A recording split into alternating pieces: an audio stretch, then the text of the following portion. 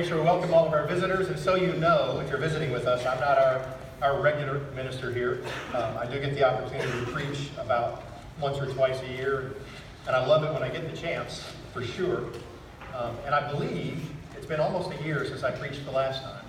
And the last time I preached in here, I gave a lesson that I entitled, Be Present, Be Gracious, and Be Quiet. And I'll stop being quiet when I get this microphone adjusted. Okay, there we go. And I told you guys that you got to work harder on being in the moment. You got to work harder on doing less. You got to work harder on being quiet. And I didn't listen to myself well enough. I didn't do a very good job of it. Anybody do a great job this last year of just really slowing down, paying attention to what's important? Okay, good, because this is basically the same sermon. So we all need to hear it again. I'm going to preach it out of some different places in the Bible this time, but I don't think we hear often enough just how important it is to stop. Okay? And you're going to see in your bulletin, I took a stab at doing what Buster does and putting an outline together, and I said, this is too complicated, I got to make it simpler. And it was too complicated, I got to make it simpler.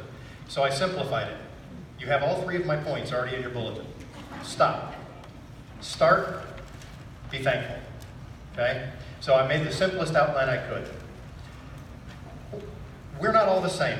And Buster touched on something on Wednesday night that I was afraid he was going to proceed with and steal part of my sermon. But instead, it was an awesome intro. We're not all the same. He picked on a few of us in the class that he called us people that are wired up for work. I get it.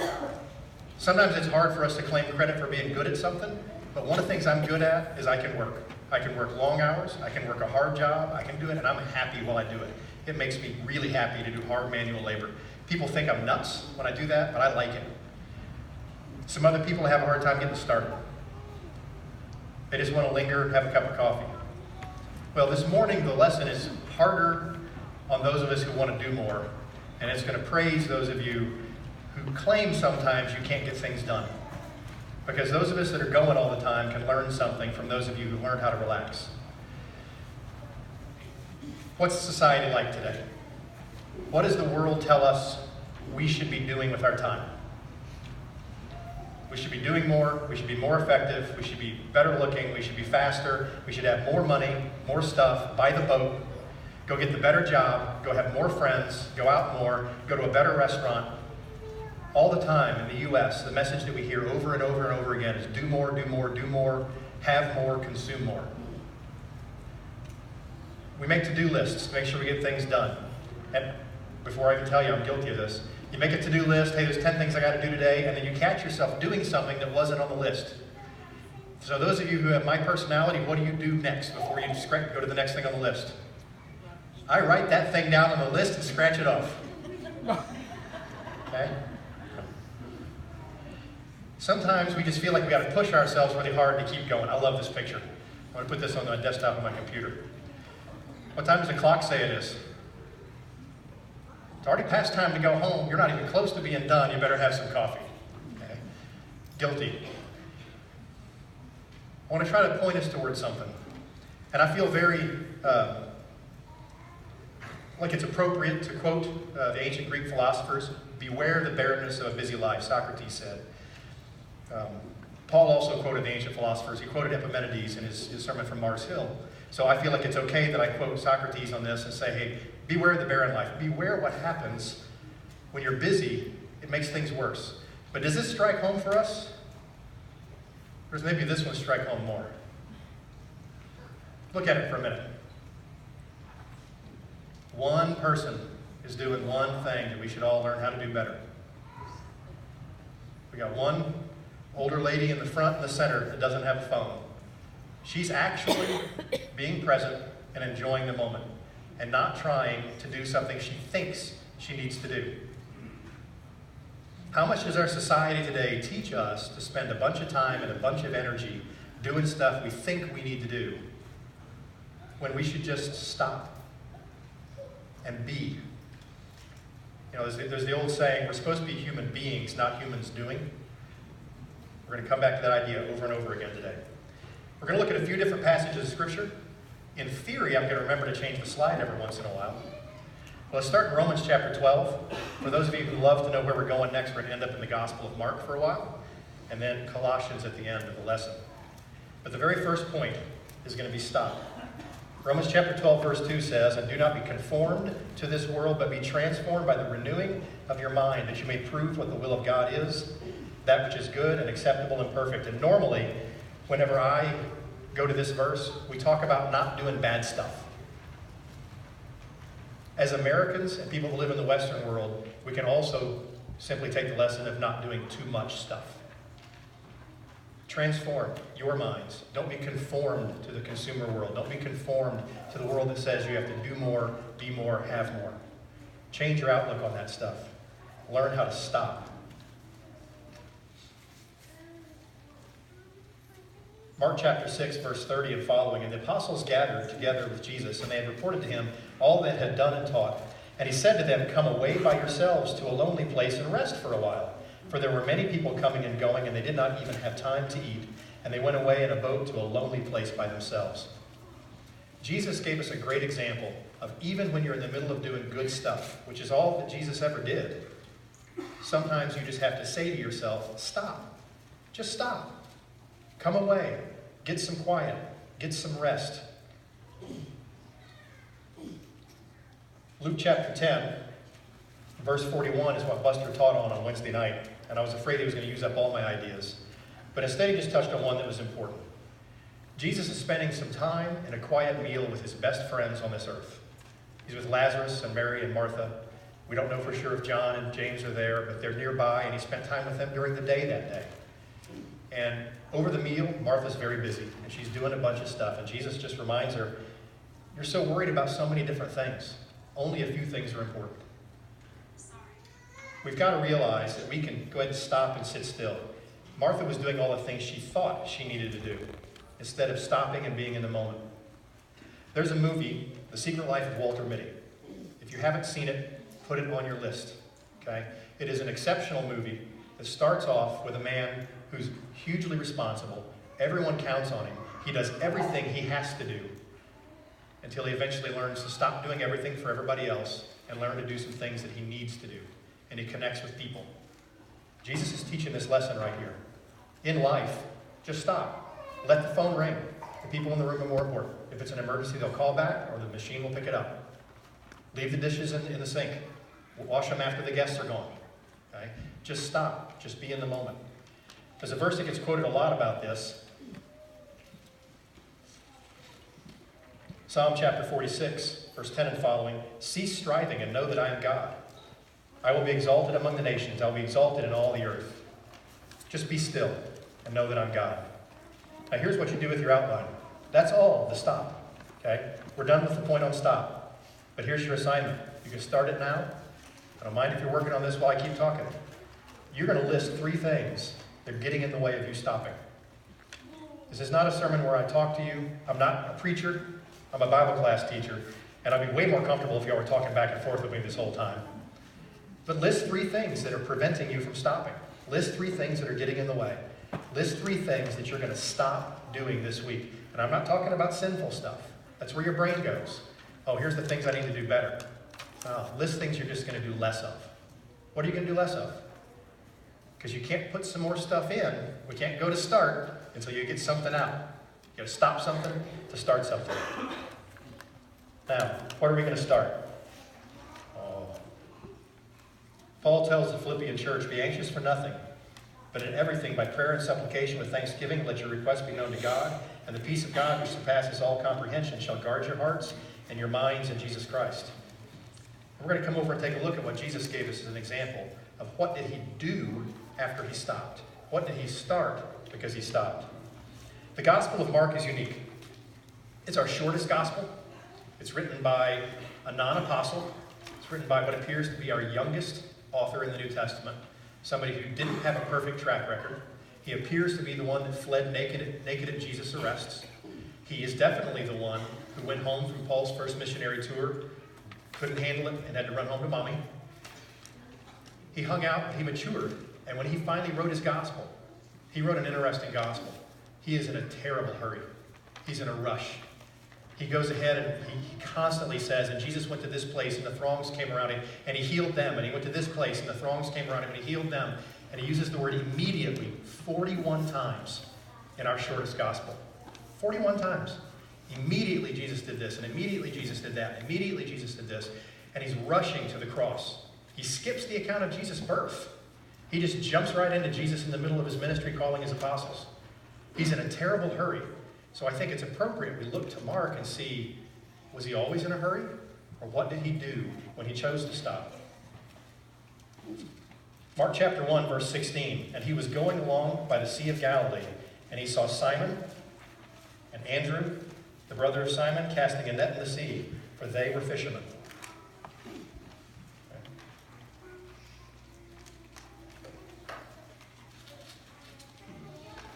And in the early morning, while it was still dark, he arose and went out and departed to a lonely place and was praying there. Chapter 2, verse 13. And he went out again by the seashore. One of the things you'll see as you read the Gospels, Jesus seemed to have a habit of walking by the seashore. Why did he walk by the seashore? Well, really academic people will say, well, he lived in Nazareth. That's close to the sea. It's where he would have walked. I'm going to argue with you until you liked it. Okay? Do you like walking on the beach? I like it. My wife loves it.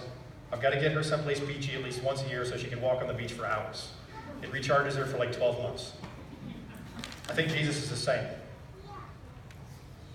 Verse 15, and it came about that he was reclining at the table in the house, and many tax gatherers and sinners were dining with Jesus and his disciples. He took the time to have group meals with not only his friends, but to meet new people. Chapter 2, verse 23, and it came about that he was passing through the grain fields on the Sabbath, and his disciples began to make their way along while picking the heads of grain. They're just out for a walk, him and his friends. Chapter 3, verse 7, and Jesus withdrew to the sea with his disciples. There he is, back at the sea.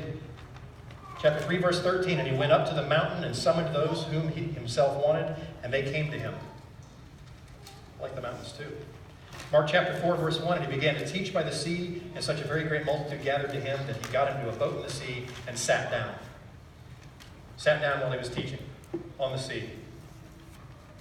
Chapter 4, verse 35, and on that day when evening had come, he said to them, let us go over to the other side. And leaving the multitude, they took him along with them just as he was in the boat, and other boats were with him. And this is when the sea gets rough. And in verse 39, he tells the sea what we should also listen to. Hush, be still. Chapter 5, verse 21, and when Jesus had crossed over again in the boat to the other side. Chapter 6, verse 10, whenever you enter a house, stay there until you leave town. When he gave instructions to his disciples, he told them, don't be there and be a social butterfly. Don't jump around and try to talk to everybody. Stop. Relax. Start filling your time with good stuff. Start filling your time with walks by the sea. Start filling your time with meals with friends. Start filling your time with a leisurely stay in one house that has showed that they trust you and they're going to take care of you. Don't try to make anything happen. Let some things happen. Mark chapter 6, starting in verse 45, is Mark's account of Jesus walking on the water. And it's my favorite account of it, but I stick in just one more little piece of information from John. After he fed 5,000 people, verse 45, and immediately he made his disciples get into the boat and go ahead of him to the other side to Bethsaida, while he himself was sending the multitude away. So even when he's about to relax, Mark points out it's in a hurry. Oh, y'all get in the boat and go. Now, what I can't fit in my head, I don't understand, and hopefully in eternity I'll get a chance to ask this, or I'll just miraculously know. The apostles don't think this is weird, that he puts them in the boat and says, go, and I'm going to stay here. They don't ask, hey, how are you getting to the other side? I personally think that Jesus did this kind of thing so much that they eventually accepted, well, he's going to go do his Jesus thing, and he's going to show up wherever we are, however he does that, because he seems to do that. Verse 46, and after bidding them farewell, he departed to the mountain to pray. And when it was evening, the boat was in the midst of the sea, and he was alone on the land. And seeing them straining at the oars, for the wind was against them, and about the fourth watch of the night, he came to them walking on the sea, and he intended to pass them by. Let's get our brain around that verse. This verse tells us a few things. First, it tells us that Jesus was awesome at relaxing. It tells us he's the creator and God of the universe, and he cares about his friends all at the same time. He's on top of a mountain in the fourth watch of the night, which is between 3 a.m. and 6 a.m. So they've been crossing this sea all night. John tells us they were 3 or 4 miles offshore. So in pitch blackness from the top of a mountain, the creator of the universe looks 3 or 4 miles into the ocean and sees them straining at the oars. And he goes for a walk. What I think is really cool, Jesus not only walks by the sea to relax, it appears he walks on the sea to relax. Isn't that cool? He chooses to fill his time with things that he likes to do. He walks to them, walks 3 or 4 miles. How long does it take you to walk 4 miles? Hour and a half? So he goes for an hour and a half stroll on the sea, and he intends to pass them by. Oh, they're going to be okay. They're straining at the oars. They're going to be all right. But then they see him. They call out to him. He gets in the boat. They end up on the other side. What does he fill his time with?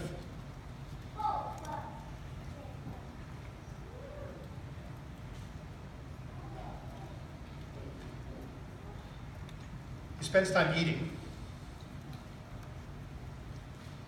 Now, this is a picture of a modern Passover. So I think it's going to help us get our brain around something slightly different on Jesus' final Passover. Mark chapter 14, starting in verse 12, is a description of Jesus' final Passover with his apostles. We refer to it as the Last Supper. But let's get in our brain what it is. To a Jew, the Passover emotionally is somewhere between our Memorial Day and our Thanksgiving. Memorial Day because not everybody lived.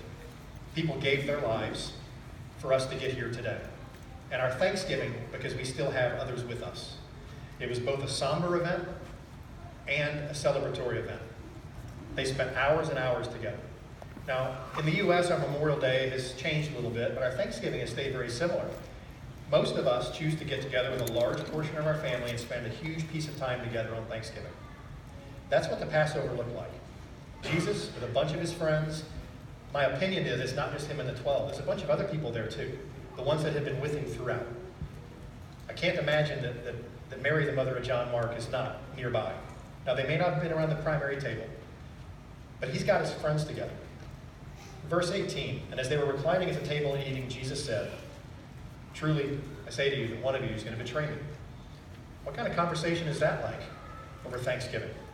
Verse 22, and while they were eating, he took some bread, and after blessing it, he broke it, and he gave us this celebration. Here's how you're going to remember me. I want you to remember me in both a somber way and a celebratory way. You don't get it yet because you're still having a Passover and you don't get that I'm going to die today, but I do. And when you look back on this, you're going to be thankful for all the days we had together, and you're going to be sad that I'm gone, but it's okay because you've learned a few things. You've learned to stop filling your life with too much other stuff. You've learned to start spending time together. Verse 32, when they came to a place, I've skipped one. Verse 26, and after singing a hymn, they went out to the Mount of Olives.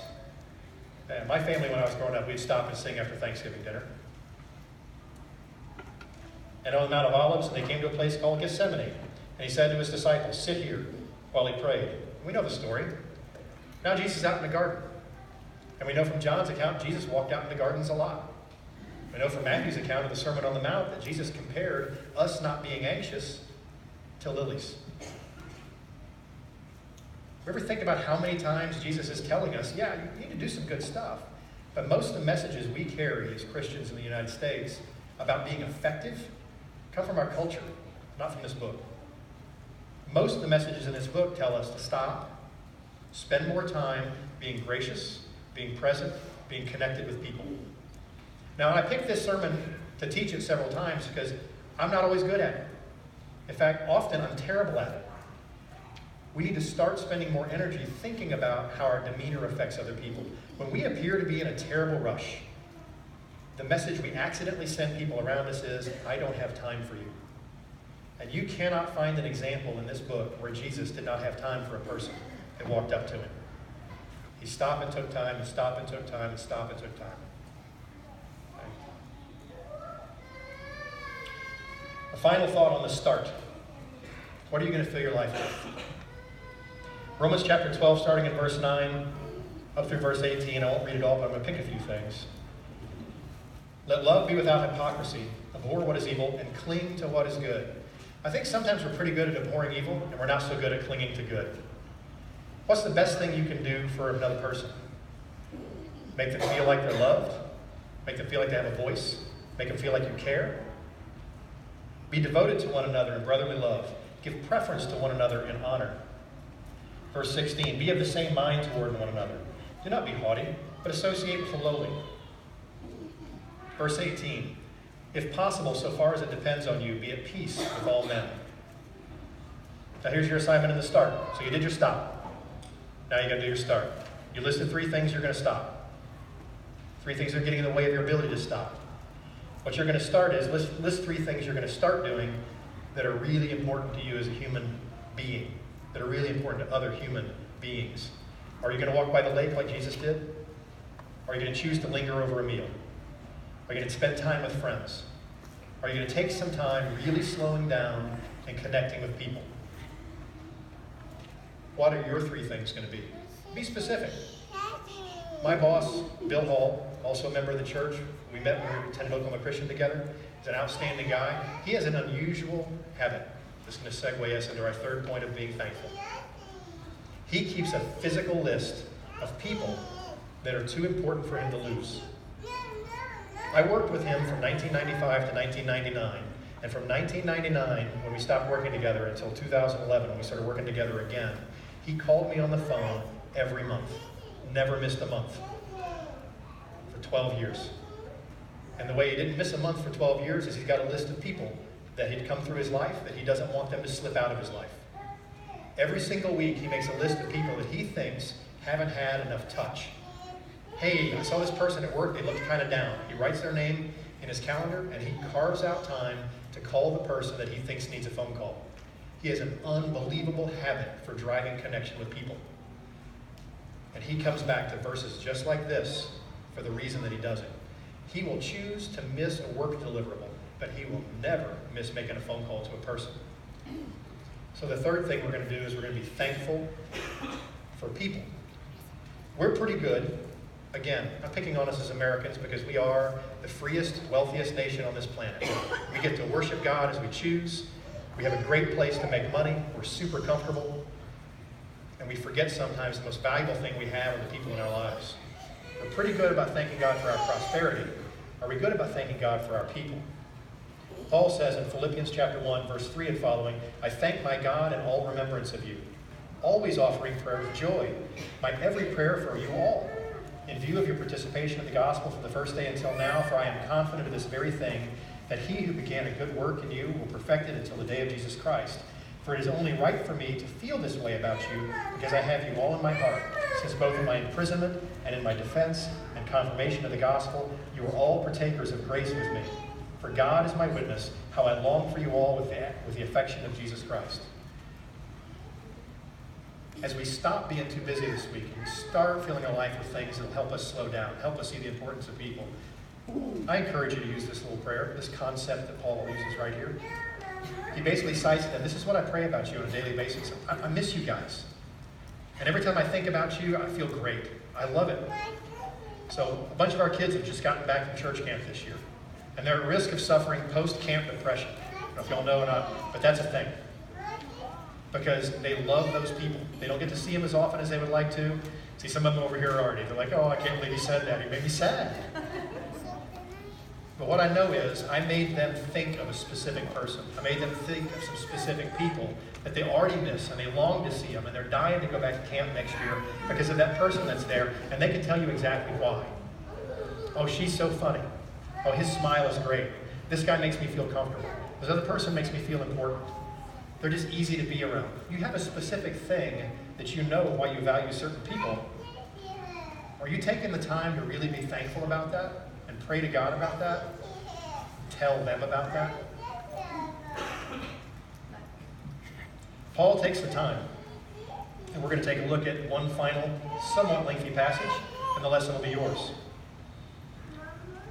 You've already made a commitment. You're going to write things down. I know you are.